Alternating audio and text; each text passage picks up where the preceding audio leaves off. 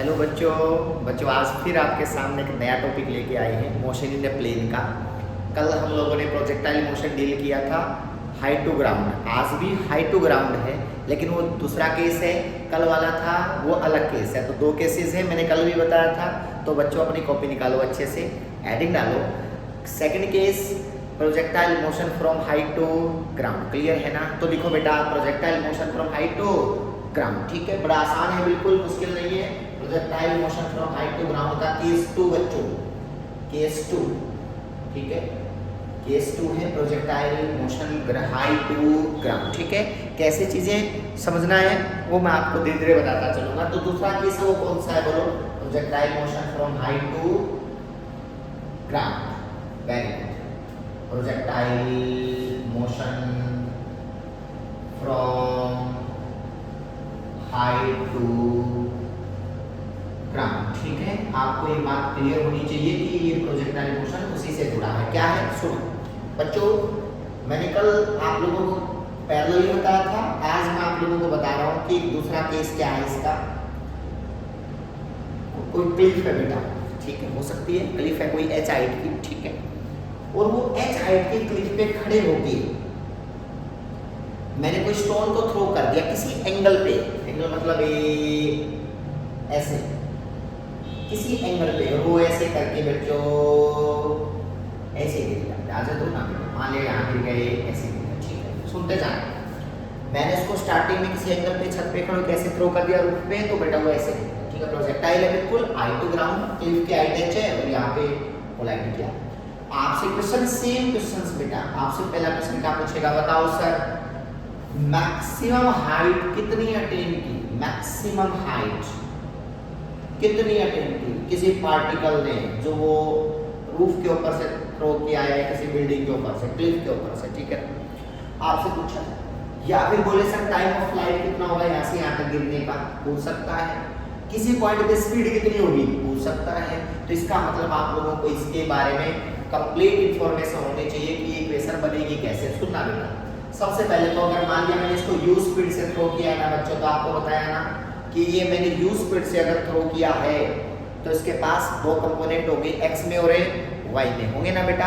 X वाला component क्या करेगा, उसको रेंज प्रोवाइड करवाएगा। ये तो एक तो एक्स एक्सिस में कंपोनेंट होगा और दूसरा क्या होगा बोलो, वाई एक्सिस में। वेरी गुड, क्लियर है ना?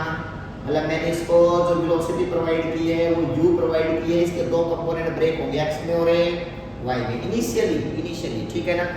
अब देखो, जो अगर मान लिया मैंने एंगल थीटा प्रोवाइड करवाया स्टार्टिंग में, तो इधर जो कंपोनेंट आएगा वो आएगा u का cos थीटा, ऊपर क्या जाएगा बोलो u का sin थीटा। इनिशियली ये कंपोनेंट है बेटा u cos theta x axis में, u sin थीटा y में, क्लियर है? और आपको इस बात का पता है कि ग्रेविटी भी किधर लगती है, डाउनवर्ड डायरेक्शन में। ग्रेविटी तो हमेशा y में लगती है ना, तो आपको ये बात तो पता होनी चाहिए कि आप यहाँ दो कंपोनेंट ब्रेक हो गए, x वाले और y वाले। x वाला रेंज देगा और y वाला उसको क्या देगा बच्चों, लिफ्ट अप करेगा, उसको ऊंचाई देगा, क्लियर है? अब सुनो, अब ये दो कंपोनेंट जो ब्रेक हुए हैं x और y वाले, अगर मैं पूछूं बताओ सर ये रेंज कितनी है, कि ये टाइम कितना है गिरने का, अलग अलग क्वेश्चन आपसे पूछ सकता है। या किस स्पीड से पार्टिकल कोलाइड किया है, जो मैंने कल करवाया था उस केस में। तो सारे क्वेश्चन सेम है बिल्कुल। अब सर उसको मान लिया आपसे पूछे सर बताओ मैक्सिमम हाइट कितनी है, पहला क्वेश्चन बेटा, मैक्सिमम हाइट कैसे निकालेंगे, जो ये मैक्सिमम हाइट है ये, ठीक है, समझना बेटा। होगा क्या, ये मैक्सिमम हाइट निकालिए h टोटल। तो देखो h टोटल तो दो पार्ट का कॉम्बिनेशन है, ध्यान से देखना, ये प्लस ये, एग्री करते हो ना? ये दो का सम है ना बेटा टोटल हाइट, तो ये किसके बराबर है, h के बराबर है। तो इसका मतलब h टोटल में ना ये h तो ऐड होगा ही, सिंपल बात है, और ये और ऐड हो जाएगा। ये पॉइंट अगर a है, ये पॉइंट b है और ये पॉइंट c है, तो आपको पता है ना h टोटल क्या है, h टोटल कितना आएगा, bc plus ab, bc plus ab, यही हुआ ना? और b से c तक कितना दे रखा है, क्लिफ की हाइट के बराबर, तो ये h होगा बेटा लो, प्लस a भी मुझे निकालना है। अब तुम स्मार्ट हो, ये तो ग्राउंड टू ग्राउंड जैसा नहीं है जो मैंने ग्राउंड टू ग्राउंड का करवाया था बेटा। ये प्रोजेक्टाइल मोशन आपको क्लियर हो गया, ग्राउंड टू ग्राउंड मैंने u स्पीड से थ्रो किया, u sin थीटा ऊपर गया बच्चों, u कोसिनस को रेंज देता है। याद है मैक्सिमम हाइट का फॉर्मूला क्या आया था बोलो, you square sine square theta by 2g। Very good. Maximum height का फॉर्मूला जो आता है वो आता है you square sine square theta by क्या होगा बोलो 2g। इसका मतलब ये ऊंचाई तो AB के बराबर वही होगी ना बेटा, ग्राउंड टू ग्राउंड जैसा ही होगा ना, तो यहाँ से यहाँ तक। तो इसका मतलब आपने ये चीज और ऐड कर देंगे, टोटल हाइट आ गई ना, तो इसका मतलब AB की जो वैल्यू है वो AB की वैल्यू कितनी आगे बोलो AB की वैल्यू जो होगी बेटा ये मैक्सिमम हाइट के बराबर होगी you square sine square theta by क्या होगा बच्चों 2g। इसको यहाँ पे क्या करना पुट कर दो। h टोटल कितना है बोलो, h टोटल जो वैल्यू आई that is equal to h plus u square sine square theta by 2g। Agree करते हो ना। अब एक बात समझना बेटा, ये है आपका मैक्सिमम हाइट का फॉर्मूला। जब आपने किसी क्लिफ पे खड़े होकर किसी एंगल पे थ्रो कर दिया तो ये टोटल हाइट जो आएगी ना वो इसके बराबर आएगी बेटा। अगला नेक्स्ट क्या है, एक बात बताओ, अगर ये यू स्पीड से थ्रो किया ना थीटा एंगल पे, आपको पता है सेम लेवल पे स्पीड वैसा बराबर होती है, जितनी स्पीड से उठेगा उतनी स्पीड से गिरेगा। अगर मान लीजिए यू से उठाया ना तो यहाँ पे कितने से गिरेगा, यू से गिरेगा। स्पीड एक लेवल पे बराबर होगी, याद रखना एक लेवल पे, और एंगल भी बराबर होगा। ये थीटा से उठाए ना बच्चों तो ये भी क्या होगा थीटा होगा, थीटा से ही गिरेगा और थीटा से उठाए, तो इसका मतलब एक लेवल पे स्पीड और एंगल हमेशा क्या होते हैं बोलो इक्वल होते हैं। ये बात आप अपने दिमाग में सेट कर लो कि आपको बहुत सारे न्यूमेरिकल ऐसे सोल्व करने को मिलेंगे। ठीक है बच्चों, आप देखो मैंने कहा ठीक है सर ये बात तो सही है आपकी, यू का कौन सा बोलो साइन थीटा। अब यहाँ पे क्या टाइम ऑफ फ्लाइट, अब यहाँ पे कितनी स्पीड है गिरने की, यहाँ से निकलने की, यहाँ से निकलने अगर यू से उठाया तो ये भी कितनी होगी यू, और अगर ये थीटा पे है तो यहाँ से भी जो नीचे आ रहा होगा तो कितने एंगल से आ रहा होगा बताओ थीटा से, तो जितने एंगल से उठेगा उतने से गिरेगा। इसका मतलब अगर ये थीटा के लिए क्या होगा एक्स एक्सिस के साथ थीटा ही बनेगा एक बार। ठीक है देखो अगला, सर ये तो बात सही है आपकी, ये थीटा से उठा है तो ये थीटा से गिरा है तो इसका ये थीटा तो बराबर हो गया, ये यू से उठा तो यू से गिरा ये भी बराबर होगा। अब बताओ मुझे, अगर मैं यहाँ से यहाँ तक का टाइम निकाल लूं और उसमें इतना टाइम और ऐड कर दूं तो टोटल टाइम ऑफ फ्लाइट आ गया ना, समझ रहे हो ना, टोटल क्या होगा टाइम ऑफ फ्लाइट आ गया ना। तो मैंने क्या किया, इसका डी पॉइंट का नाम दिया, इसका ओ से डी का टाइम, मैं डी से इसका नाम ई दे दूं बेटा, O से D का टाइम और फिर D से E का दोनों ऐड कर दोगे तो टोटल टाइम ऑफ फ्लाइट आ गया ना। तो लिखो टोटल टाइम ऑफ फ्लाइट क्या होगा बताओ, टोटल टाइम ऑफ फ्लाइट आपको पता है पहले तो यहाँ से यहाँ तक आएगा तो टाइम इज इक्वल टू पहले T O से D तक का, O से D तक का, फिर D से E तक का बेटा, दो पार्ट में डिवाइड कर लेना, D से जैसे हाइट को डिवाइड किया था, हाइट को डिवाइड किया था दो पार्ट में। ठीक है अब देखो OD क्या होगा, देखो बेटा तो ऐसा ही तो टाइम ऑफ, ये तो ऐसा ही केस हो गया ना ग्राउंड टू ग्राउंड जैसा ही, तो ग्राउंड टू ग्राउंड का टाइम ऑफ फ्लाइट क्या होता है बोलो, हाँ 2u sin theta by g। Very good. इसका तो टाइम ऑफ फ्लाइट होता है बेटा ग्राउंड टू ग्राउंड वाला जो सेम लेवल वाला होता है उसका होता है 2u sin theta by g। ठीक है तो इसका मतलब इस टाइम को जो o से लेकर d तक है उसकी जगह पुट कर सकते हो ना, तो ये क्या आएगा बोलो 2u sin theta by g. Clear है ना। अब ये मैंने करवा रखा, देख लेना ग्राउंड टू ग्राउंड वाला केस। ठीक है ना वीडियो में जाके। अब देखो अगला पॉइंट, लास्ट प्लस का साइन, सर इसका और बता TDE बस ऐड कर देंगे हम तो टोटल टाइम ऑफ फ्लाइट आ जाएगा। TDE में देखो बेटा ये u है ना, u इसके दो कंपोनेंट टूटेंगे ना, एक तो इधर और एक इधर, और ये कितनी स्पीड है u, देखो ये थीटा एंगल है ना, इधर क्या जाएगा u का cos थीटा, नीचे क्या आएगा बोलो u का sin थीटा। गड़बड़ मत करना बच्चों, आप सिंपल समझना, u का cos थीटा और ये क्या होगा u का sin थीटा, क्योंकि जितने से उठेगा उतने से टकराएगा, तो इसका मतलब ये ऊपर था इसका कंपोनेंट, ये किधर आगे बोलो इधर और इधर आगे बीच में। ठीक है ना। अब मुझे बताओ इसका इनिशियली देखो कितनी स्पीड है इसकी, जल्दी बताओ। अगर मैं टाइम निकालना चाहूँ तो आपको पता है इक्वेशन लगानी पड़ेगी ना। पहले बताओ ये डिस्टेंस कितनी, h के बराबर, देखना बेटा डिस्टेंस किसके बराबर है बोलो h, यहाँ देख लेना डिस्टेंस को h, स्पीड कितनी है u का sin थीटा, और एक्सेलरेशन किसके बराबर है g के बराबर है। तो आप स्मार्ट इस मामले में कि आप सारी चीजों को इक्वेशन में पुट कर सकते हो ना। y वाली में तो क्या होती है y is equal to uyt, y में इक्वेशन को ब्रेक करोगे तो यही बनेगा ना ayt का square. What is y, y किसका बराबर होगा h के बराबर होगा, जल्दी बोलो y किसका बराबर होगा h के, क्योंकि यहाँ से आधा का टाइम है ना, तो y तो इतना ही हुआ ना उसका, तो इसका मतलब y का डिस्प्लेसमेंट होगा h। uy कितना बोलो, u का कौन सा theta sin theta, very good, into t, यहाँ से आता का टोटल टाइम आ गया बेटा प्लस का हाफ। ए कितना है जी, ग्रेविटी के बराबर है, पता ना ग्रेविटी नीचे लगती है, तो इसका मतलब जी इनटू में क्या होगा टी का। बच्चों ये इक्वेशन बन गई, यहाँ से टी निकालो, यो टाइम का आएगा बोलो डी से ई तक का आएगा ना, और उसको यहाँ पे क्या कर देना पुट कर देना बेटा। तो बताओ इसका क्या इक्वेशन आ गई टी की इक्वेशन आ गई बेटा यहाँ से h इज इक्वल टू, इसको क्या बोलते हैं, इसको इक्वेशन लिख लो बेटा, ये gt स्क्वायर g/2t का स्क्वायर इक्वेशन बना देता हूं। क्वाड्रेटिक इक्वेशन तुम्हें आती है सोल्व करनी, माइनस का h इज इक्वल टू 0, यही हुआ ना। देखो ये तो हो गया a, ये क्या होगा बोलो b, और ये क्या होगा बोलो c, पता है ना ax square plus bx plus c। आपको रूट कैसे निकालते हैं टाइम की, माइनस का b plus minus b square minus 4ac upon क्या होता है बोलो 2a, याद है ना। बस आपको इसकी जगह पे सारी चीजें रिप्लेस कर दें, तो बताओ t की वैल्यू किसके बराबर आई।